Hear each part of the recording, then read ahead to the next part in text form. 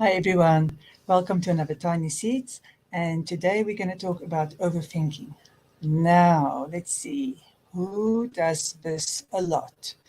Look, maybe you don't even know that you're overthinking, maybe you just think that you are doing what you're supposed to, which is endlessly rehashing, thinking about possible future scenarios. If you say this, then this is going to happen. If you do this, then this is going to happen. If you say this, then that reaction is going to happen, so you can't do that. So how do you then handle it? And all other overthinking is, this has happened in the past. Very often we are annoyed about something. We feel affronted, we feel rejected, we feel judged. It goes over and over and over in our mind. And it goes over in the way of it shouldn't have been instead of like it was. And I could have handled it differently, or they shouldn't have. And rehashing the answer we could have given that would have made us feel better. So unfortunately, that is overthinking, and over is not good. We like thinking, we like preparing, we like letting go because you know it's past, and unless you actually plan to go and say something to somebody, you know, you're not going to have those times over. And it keeps you from being in your real life and present in the moment. Just like really thinking about what you can say in the future, there's a point where you must stop. Now, let's just go first with the reasons, and then we want to see why it is that this overthinking the future, over preparing, over being ready is actually not working for us, and how it can work for us, but then we just use thinking and not overthinking. So first of all, overthinking is a protective measure. It makes us feel somehow that we are in charge. And so this is when we do a future planning. It's like we're focusing so much on how it should be and really thinking about it over and over, but we don't, it keeps us from going into action actually, and it keeps us from being present right now, here and now, in the moment. So it keeps us from living in this moment, Muffin. Okay, Muffin has arrived. So it keeps us from being present and giving our joy and attention to life right now, which is the only place we can ever get joy, is right now. And the only place we're ever present and powerful is right now. There's no other time for us to be effective and present and powerful. It's right now.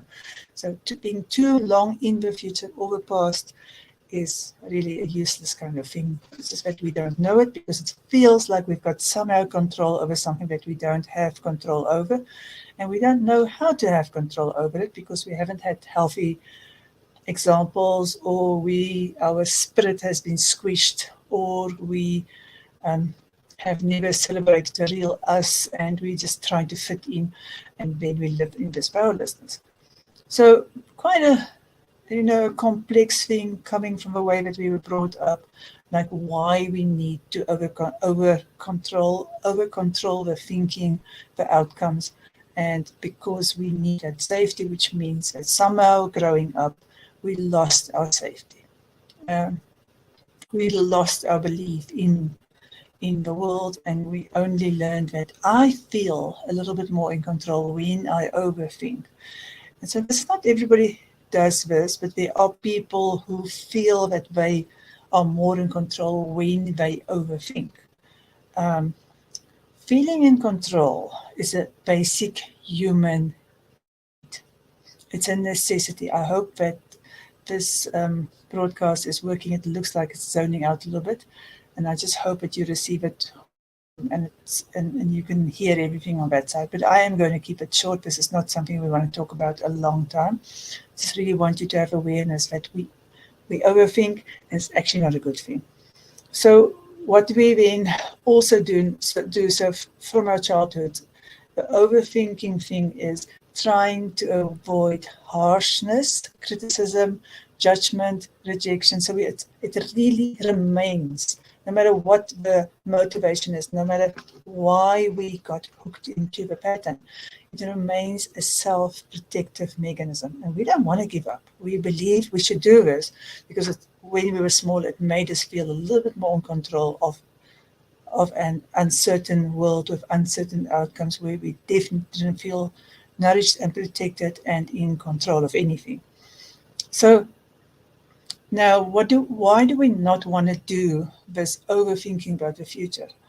Look, if you don't know what else to do, you've got very few options, but there are ways to learn how to communicate better. To me, stepping into your power, it's a whole process of learning to love yourself, learning how to speak without judgment, blame, shame, the way that you've been treated and the way that we get treated a lot in life. But just to learn how to show up for yourself, how to be self-respecting, and how to just have a communication with somebody, trusting yourself that in the moment you'll have that communication from a place of self-love and self-respect, and doing it without judgment and rejection of the other and blaming the other one and shaming the other one. Because if you can learn to drop those behaviors, what remains will be a better conversation in which you have a chance that the other person will hear you. Watching your tone, watching how you deliver something, watching your intention. If your intention is to build, connect, negotiate, your words convey that, then you're going to have a much better outcome at the end.